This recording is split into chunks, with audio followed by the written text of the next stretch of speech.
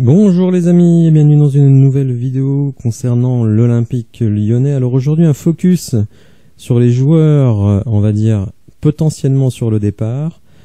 Vous le savez, depuis le début de la pré-saison, Peter Bosz a défini deux groupes, un groupe de titulaires et un groupe de remplaçants. Et effectivement, parmi ce groupe de remplaçants, alors il y a certains joueurs pour lesquels c'est une promotion, notamment les jeunes joueurs.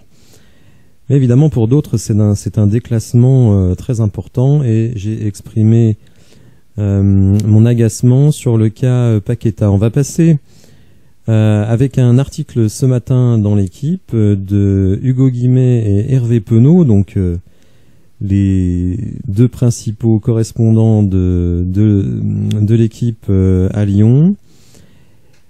On a aussi Hugo Delhomme qui lui je crois est plutôt spécialisé sur le PSG. Bon bref. Et donc on évoque 5 cas et vous allez voir que les situations sont très très diverses et l'attractivité des joueurs elle aussi est très diverse. On remarquera aussi, et ça m'agace un peu, qu'Hervé Penaud qui donc est co-signataire de l'article, nous dit depuis des semaines et des semaines que Lucas Paqueta veut quitter le club. On peut penser que si Paqueta, ça c'est mon interprétation, rappelez-vous, Peter Bosz a dit il faut pas trop interpréter, bon je vais le faire malgré tout.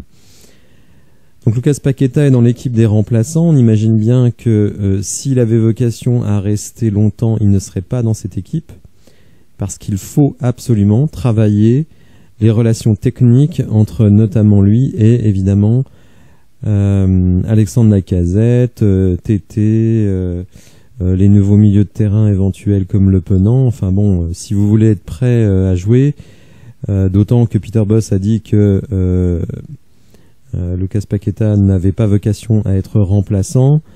Si vous voulez être prêt dès le premier match contre Ajaccio, il faut bien qu'il soit sur le terrain pour travailler avec les autres. Bon bref. Donc si Paqueta est avec l'équipe des remplaçants, c'est que son départ est imminent, et dans l'article, qui est pourtant assez fourni comme vous le voyez ici, pas un seul mot sur Paqueta, donc ça je trouve ça un petit peu étonnant. On nous dit aussi, et là je peux le comprendre, parce qu'effectivement je trouve que la méthode de ne pas aligner des joueurs quand même cadres de l'équipe dans l'équipe des titulaires alors que leur départ n'est pas du tout acté. Rappelons que Paqueta dans l'absolu est en contrat jusqu'en 2025. Il n'y a pas de raison particulière qu'il s'en aille. Rappelons aussi que Boateng a été recruté expressément par Peter Bosz l'année dernière. On nous en a fait d'ailleurs tout un foin. Il a recruté un joueur qui par ailleurs avait une procédure pour violence conjugale sur le dos. Bon, visiblement ça gêne personne. Bref, il a recruté Boateng et maintenant il le met au placard alors que c'est un salaire sans doute très très élevé. Donc tout ça, bon, il y a des choses qui me plaisent pas. Je sais que Peter Bosz bénéficie d'une aura extraordinaire. Il ne peut mal faire malgré la 8e place et un jeu pas du tout à la hauteur de ce qui était promis. Il bénéficie chez beaucoup de suiveurs et de supporters d'une sorte d'immunité qui me surprend énormément. Mais enfin, c'est comme ça. Mais là, je trouve que la méthode n'est pas correcte.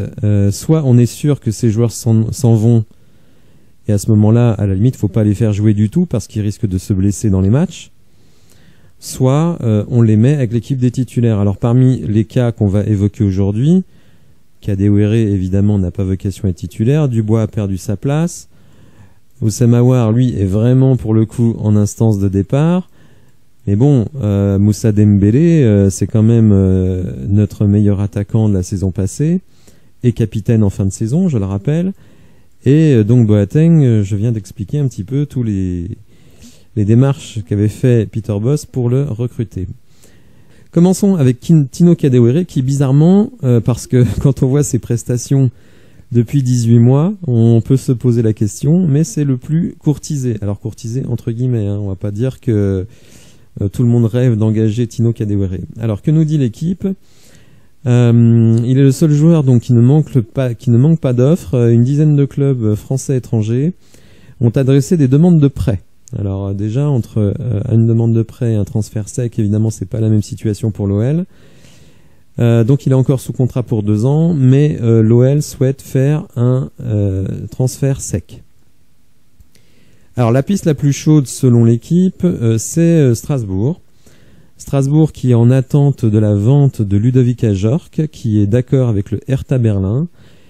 Et donc le deal pourrait se faire entre 7 et 8 millions. Sur Transfer Market, sa valeur est estimée donc à 6 millions. Rappelons que nous l'avons recruté pour 12 millions ici et qu'on l'avait prêté jusqu'à la fin de saison au Havre. Bon, alors on fait une perte. Après, voilà, le joueur a fait déjà 2 ans, il lui reste 2 ans de contrat. Bon, si on arrive à récupérer 7-8 millions, on peut pas dire que ce soit une mauvaise vente. Concernant Moussa Dembélé, alors j'avais fait une vidéo spécifique sur le cas de Dembélé, Cherki et Paqueta, je vous invite à aller l'écouter. Et bien là, on nous dit que Moussa n'a absolument pas envie de partir. Il a discuté avec les dirigeants, il se sent bien à l'OL. Et même s'il est remplaçant, il estime qu'il aura sa chance de faire le 11 titulaire par la qualité de son jeu. Donc bon, il est confiant. Évidemment, il y a quand même un petit dilemme pour lui, parce qu'effectivement, s'il reste remplaçant à l'OL, ses chances d'être sélectionné en équipe de France sont quasi nulles.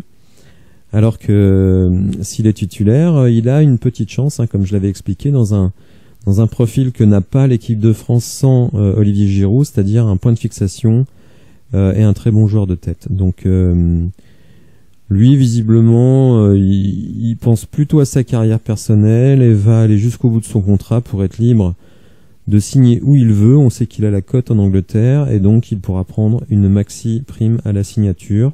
Pour nous, évidemment, ça nous arrange pas trop, même si quand même avoir Moussa Dembélé qui sort du banc, c'est quand même très très fort. Mais effectivement, pour les finances du club, c'est pas génial.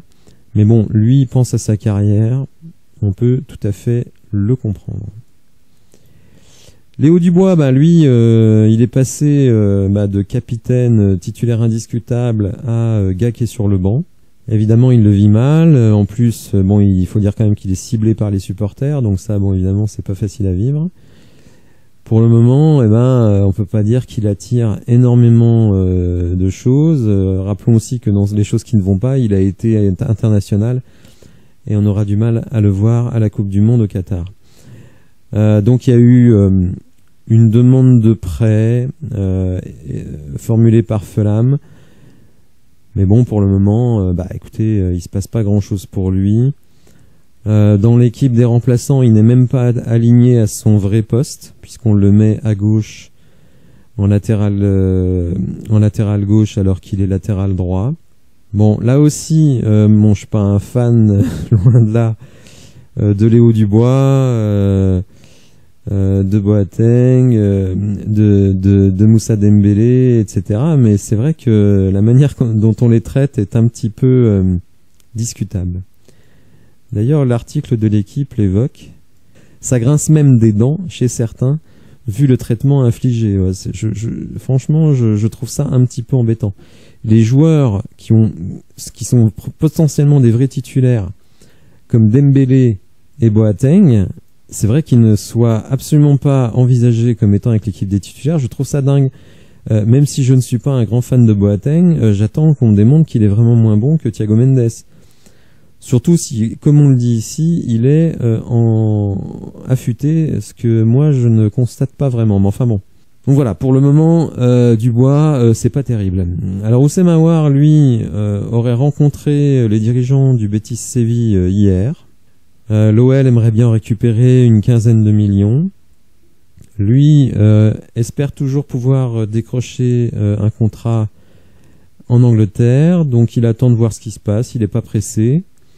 Par contre, dans l'article, on ne nous dit pas pourquoi il n'était pas du déplacement à Bourgoin pour la double confrontation contre le Dynamo Kiev. Donc là aussi, des situations un peu étranges. Là, franchement, je pense que dans le vestiaire, c'est quand même extrêmement tendu. Des joueurs qui ne viennent pas, d'autres qui sont malades. C'est un peu embêtant. Vous allez voir que Boateng, c'est encore une situation différente. Donc Boateng, on nous dit ici, est revenu de vacances avec la volonté ferme de montrer son vrai visage après une saison ratée et frustrante.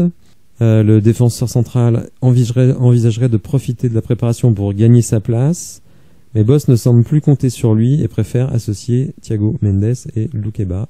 Alors on nous précise ici que Boateng, lors de la double confrontation contre Kiev, a préféré un entraînement supplémentaire à une participation de 30 minutes avec des gamins contre le Dynamo Kiev.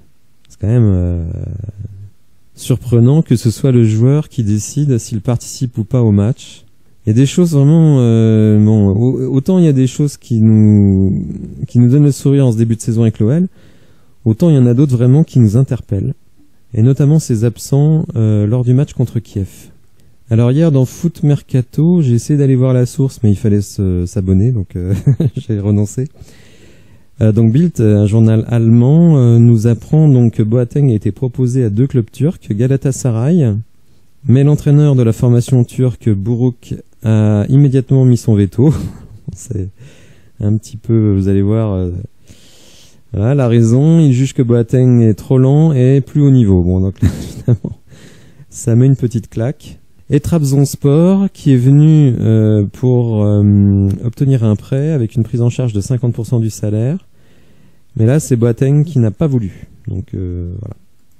Voilà, bon, vous le voyez, après un début de mercato extrêmement réussi, l'Olympique Lyonnais piétine, à la fois dans le sens des départs, puisque effectivement l'OL veut s'alléger, mais c'est pas facile. Le marché globalement est quand même extrêmement atone.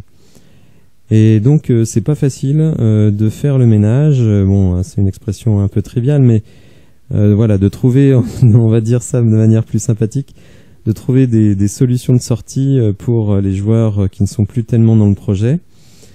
On remarquera aussi que ça piétine pas mal pour le latéral gauche. Les dirigeants avaient dit on va tout faire pour avoir l'équipe au complet pour la préparation. On se rend compte que le latéral gauche ça coince nettement et on se rend compte que petit à petit les pistes un peu prestigieuses comme Tagliafico, Grimaldo préfèrent nettement la première ligue. Il faut dire que les salaires en première ligue sont pas les mêmes qu'à l'OL.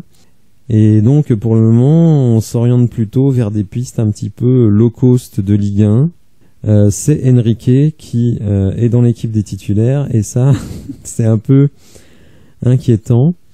On est quand même le 14 juillet, hein. Je rappelle que la saison commence effectivement dans 3 semaines. Donc le poste de latéral gauche, le poste de latéral globalement dans le foot moderne, c'est quand même quelque chose de très important. Et là aussi, si on veut parfaire les relations techniques entre nos latéraux, nos milieux de terrain sur très important dans un 4-3-3 et nos attaquants, il faut répéter. Et là, c'est embêtant, alors je reviens encore toujours à Paqueta, mais l'absence de Paqueta dans l'équipe des titulaires qui, selon moi, est très surprenante. Voilà, alors on va voir ce qui va se passer. J'espère que vous avez apprécié la vidéo. Si c'est le cas, n'hésitez pas à la liker, à vous abonner à la chaîne, et je vous dis à bientôt pour de nouvelles infos. Merci, au revoir.